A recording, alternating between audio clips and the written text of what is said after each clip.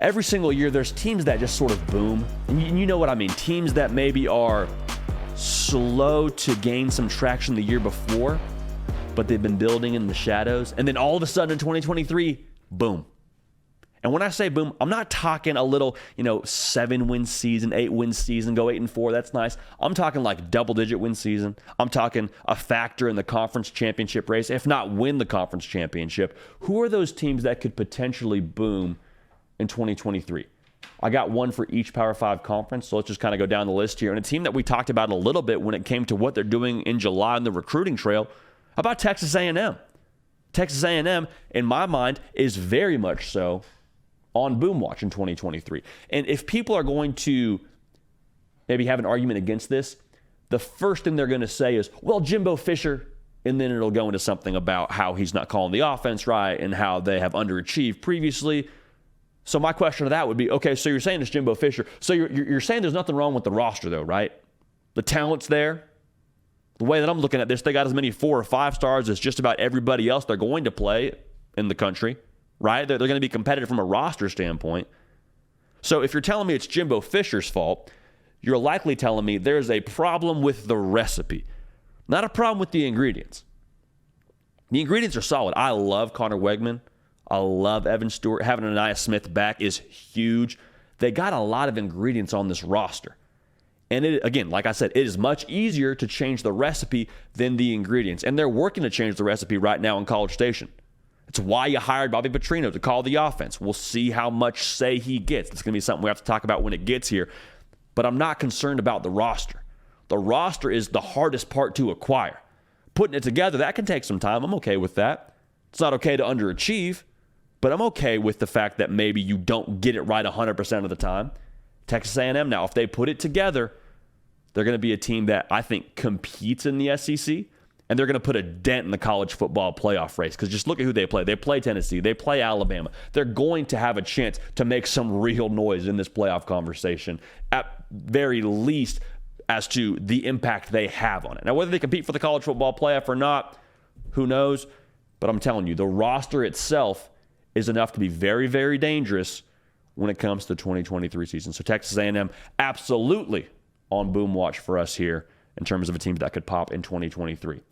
Make sure you're subscribed. Make sure you like the video. Follow me on the socials at Judy Piquel on Twitter and on Instagram. Thank you in advance for that. Now, let's move on to the Big Ten. It is no secret how I feel about Wisconsin.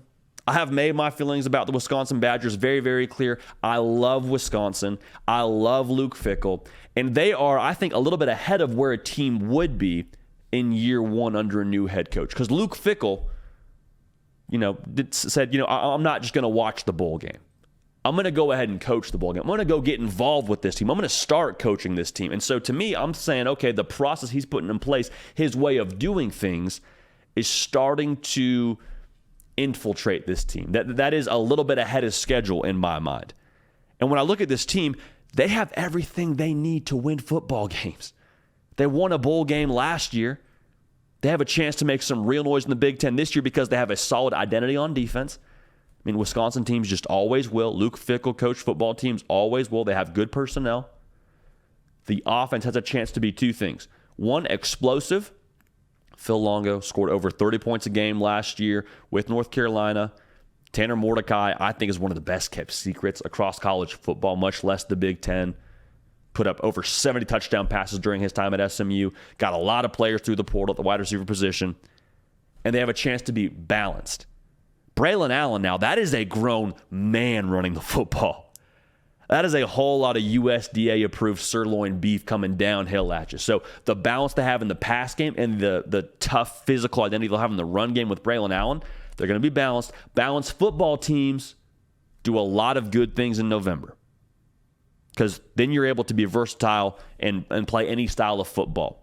Whether you're forced to just have a ground and pound kind of attack or whether it's, hey, we're going to stack the box, you better throw the football, you can keep defenses off balance. So, tough defense, balanced, explosive offense, and they have an organization that it has the right leader. Going back to Luke Fickell, he's been in the college football playoff. He's won at the highest level. He knows what it takes to get this team to where it has to go, where it needs to go, where they expect to go at Wisconsin. You have a proven leader in Luke Fickell. It's not just, okay, we hired this guy from, FCS West and he's going to figure it out. It's like, no. Luke Fickell has won and has coached at big-time programs. He got Cincinnati to the playoff. Like, this is not something we're just trying out for the first time for Wisconsin.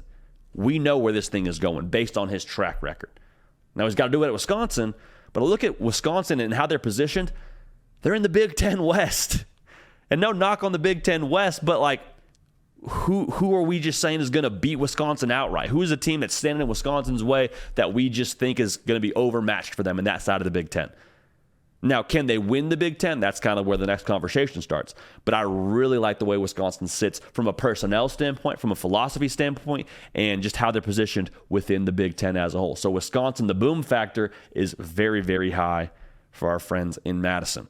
In the Pac-12 now, let's talk about UCLA. Andy Staples was on this live show just a few moments ago, and he talked about how deep the Pac-12 is. USC is going to be a factor. Utah's back-to-back Pac-12 champs.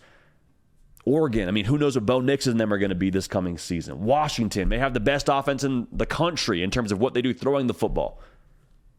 For the Pac-12, the team that I'm watching for a team that could potentially pop off and boom is UCLA. Now, before you scream at the television and before you turn off this podcast, here's my question. How good can their quarterback play be? Because Chip Kelly, one of the best offensive minds in college football, they did a lot through the transfer portal. To me, it comes down to how good is their quarterback play.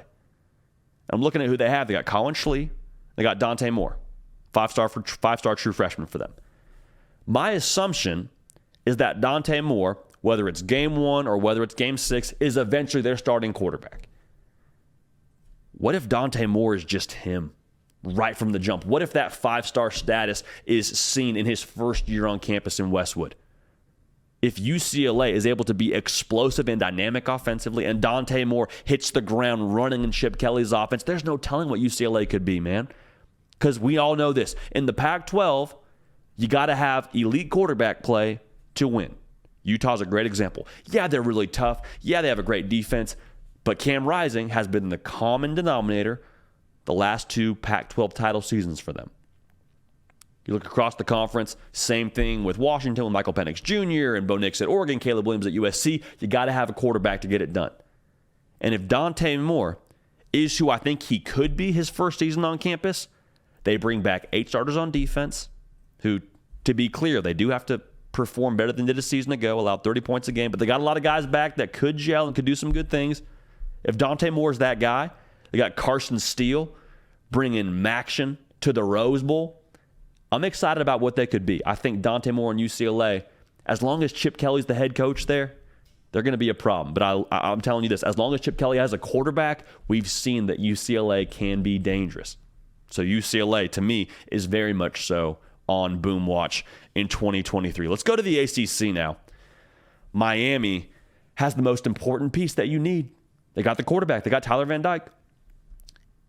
And I'm a big fan of him. There's no secret about that. If you've watched this show for any length of time, you know I'm excited about Tyler Van Dyke. To me, the question is, how much does that reset button work for them? Because I think they had to get sore before they could get strong. Like, culturally, wasn't good enough last year. It's why they lost to Middle Tennessee. Offensive line wasn't good enough. The roster wasn't good enough. So you retool some things, right? Have a top 10 portal class. You go out and you switch your offensive philosophy with Shannon Dawson, Lance Guidry, now your DC. They've really hit the reset button in terms of personnel. And I think they hit the reset button last year in culture. And year 2 is where that kind of starts to take shape. Because I believe in Mario Cristobal. I believe in the way that he does things. If his culture starts to permeate this coming season and we see a tough Miami football team and you pair that with a revived offensive philosophy with what they did getting Javion Cohen and getting Matt Lee and now Francis Mauigoa, the true freshman, probably going to start for them at tackle they're excited about. And Tyler Van Dyke is a version of what we saw in 2021 back in 2023. They're going to be a problem now. Miami, I think the danger factor for them is very, very high in the ACC. I think if you're going to overlook Miami, do so at your own risk. Mario Cristobal has proven he can turn these things around. He's proven he knows how to win. I think it's a matter of time at Miami. And I think the personnel now is at the jumping off point, and the philosophy offensively is at the jumping off point to where we can expect some more good things from them. So Miami, absolutely very, very high boom watch in 2023. Last thing we want to talk about here, the Big 12 Conference is under a lot of change, right? Oklahoma, Texas headed to the SEC in 24. They got one more year in the Big 12. You got BYU, you got Cincinnati, you got UCF, all joining the party. UCF, Cincinnati, BYU, Houston is the fourth team, joining the Big 12. UCF, to me, is the team that's on boom watch in the Big 12. And the reason why I say that is when you look at the way that UCF finished last year, they didn't win the American Athletic Conference, but they're not limping into the Big 12. They're a 9-win football team. Also, they have a quarterback and a head coach that have competed at the highest level of college football. Obviously, Gus Malzahn being at Auburn for a period of time and having a lot of success there. John Rice Plumlee, who a lot of people believe could have been the guy at Ole Miss, but still contributed for them in a very big way. It's John Rice Plumlee's second year in the Gus Malzahn system, and I think if he's able to take that next step, all bets are off with UCF. Because Oklahoma and Texas are probably the top two you look at from a roster standpoint. Kansas State's going to be tough. TCU loses a lot of key pieces. I think the Big 12 has a lot of question marks. And if UCF is able to, again, if John Rice Plumlee takes that next step in the offense and they're able to have that output they need to have, production-wise, scoring-wise, keep an eye on UCF. I really think they're going to be dangerous. I like the way their schedule shakes out. Their toughest games are at Oklahoma and at Texas Tech. No Texas on the schedule. You got to take a flight to Orlando, Florida to play UCF. I'm telling you, that's not an easy trip to make. I like the way UCF sits. I really, again, I love the head coach combination and quarterback combination with John Rice Plumlee and Gus Malzahn. I think we'll see them make strides in 2023. So, to recap for you, our boom teams for 2023 in the SEC, we got Texas A&M. They have all the ingredients they need. Get that recipe right. Who knows what they could do. In the Big Ten, Wisconsin and Luke Fickell, he's won before everywhere he's been. He knows how to get teams to where they need to go. He got Cincinnati to the college football playoff. They're balanced offensively. They're tough.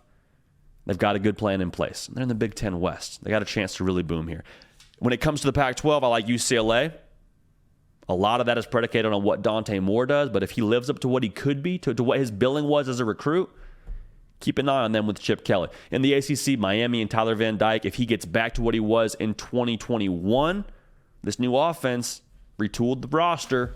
Culture starting to trend the right direction. Miami's going to be dangerous. And then UCF, like I just said, Gus Malzahn, John Rice Plumlee, a big reason why I think they could be set up to boom in 2023.